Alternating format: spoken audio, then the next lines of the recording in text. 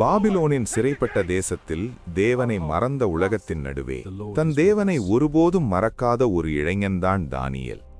ராஜா நேபுகாத் நேச்சார் எருசலேமை கைப்பற்றிய போது இஸ்ரவேல் இளைஞர்களை பாபிலோனுக்கு அழைத்துச் சென்றார். அவர்களில் தானியேலும் ஒருவன்.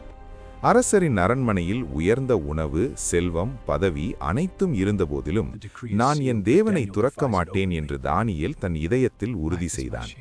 அவன் ஜெப வாழ்க்கை அவனை ஞானத்தில், சத்தியத்தில், தைரியத்தில் உயர்த்தியது. தேவன் அவனுக்கு கனவுகளின் அர்த்தங்களை வெளிப்படுத்தினார். நேபுகாத் நேச்சாரின் கனவையும் பின்னர் பெல்ஷசாரின் அரண்மனையில் எழுந்த கர்த்தரின் எழுத்தையும் தானியேல் விளக்கியபோது ராஜாக்களே நடுங்கினர். ஆனால் வெற்றியும் உயர்வும் வந்தபோதிலும் அவன் ஜெபத்தை விட்டுவிடவில்லை. அதனால் பொறாமையடைந்த அதிகாரிகள் ராஜாவை தவிர வேறு யாரிடமும் ஜெபிக்கக்கூடாது என்ற சட்டத்தை கொண்டு வந்தனர்.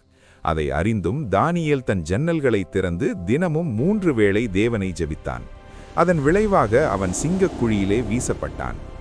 இருள் சூழ்ந்த அந்த இரவில் மனிதன் கைவிட்ட இடத்தில் தேவன் இறங்கி வந்தார். சிங்கங்களின் வாயை அவர் மூடினார். காலை பொழுதில் தானியேல் உயிருடன் வெளிவந்தபோது உலகம் ஒன்று கற்றுக்கொண்டது: தேவனுக்காக நிலை நிற்பவன் ஒருபோதும் அவமானப்பட மாட்டான்.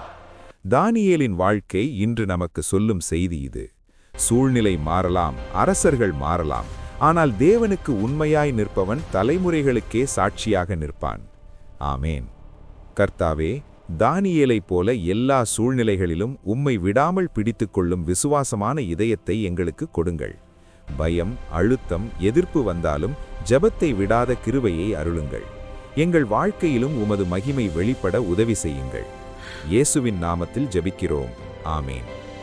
இந்த வீடியோ பிடித்திருந்தால் ஷேர் செய்யவும், சப்ஸ்கிரைப் செய்யவும் மறக்காதீர்கள். தேவன் உங்களை ஆசீர்வதிப்பார். ஆமேன்.